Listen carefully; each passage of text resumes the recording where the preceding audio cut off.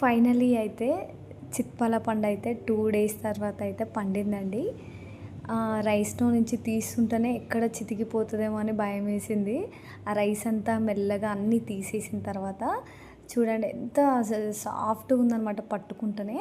ఆ పండయితే నిజంగా ఎంత స్వీట్‌గా ఉందంటే నేచురల్ స్వీటు ఇంకా నేచురల్ ఫ్రూట్ కాబట్టి మనం ఏ పండులో గూడా ఇంత మంచి గుణాలు గానీ, మంచి స్వీట్ గానీ మనకి మందు లేకుండా వస్తాయి కాబట్టి న్యాచురల్‌గా చెట్లు పెట్టకున్నా గూడా అవంతల అయ్యే పెరిగి మరి కాస్తాయి కాబట్టి సో, ఇది చాలా హెల్తీ పిల్లలకైనా ఎవ్వరికైనా చాలా మంచిదండి ఈ సిప్పాల పండయితే.